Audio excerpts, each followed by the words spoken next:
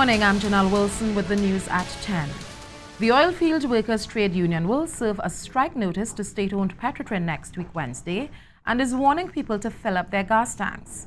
On Friday morning, the union called an emergency press conference to say salary negotiations with Petrotrin broke down as the company is not giving them a fair offer for the bargaining period 2014-2017.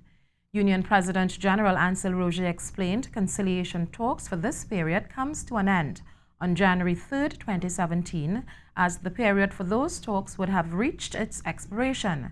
The union has no intention of taking an extension. Come Wednesday, when we serve that strike notice, everybody will take notice. We also want to warn and advise that the motoring public shall take precautionary measures, fill up as much as you can, do as much motoring as you can between now and then, because when that time comes, we cannot guarantee you a reliable supply of fuel. He explained that these workers are the ones who have been working over the years to ensure the country has a steady supply of fuel for people to carry out their business. And if they are not there, very little can take place. Filling station provide fuel for the nation, diesel, gasoline, kerosene, jet fuel, all of which is produced at that refinery. All of which is produced at that refinery because workers work throughout the company's operation to send crude to the refinery, and workers at the refinery work to convert that crude into products. Mr. Roger said even if negotiations are resolved during the time that the union has planned its strike, workers will not return to the job until Petrotrin gets a new president. There is a call for a night of total policing on Old Year's Night. According to a report in a daily newspaper, animal welfare NGO Animals 360 has written to Acting Commissioner of Police Stephen Williams making this request. According to the group, it is a way to crack down on the illegal use of fireworks. However, Mr. Williams said he has received no such letter. Commissioner's office, whether any such letter would have been received, I've been told no. So I just want to address the issue of the letter.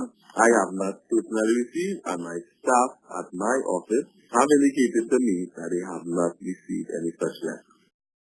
The acting commissioner assured tomorrow night will see a heightened police presence across the two islands.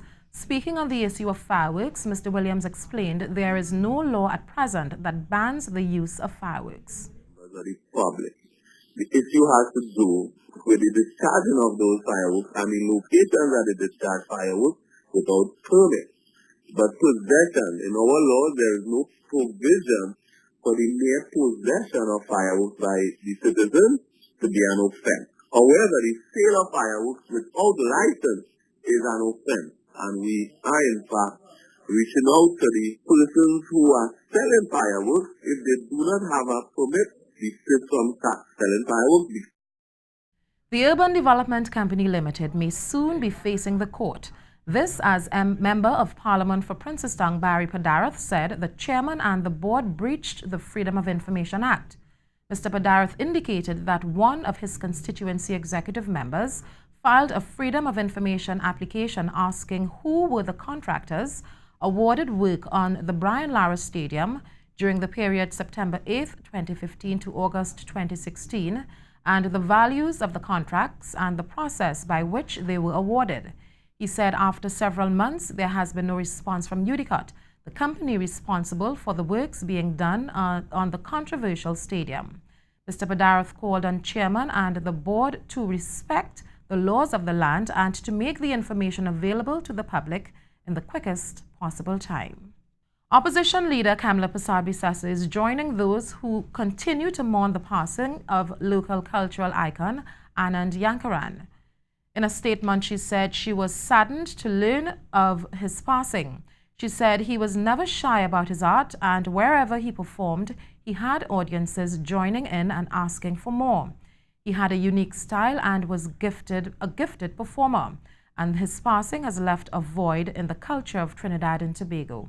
Mrs. Persad-Bissessar said it is her hope that his music will continue to be enjoyed by future generations and that our young people will look to Anand Yankaran's music for inspiration in the years to come, continuing his legacy. Mr. Yankaran passed away at around 7 o'clock on Monday morning after suffering a heart attack. And that's the Trinidad News Outlet report at this time. I'm Jenelle Wilson. Have a good morning.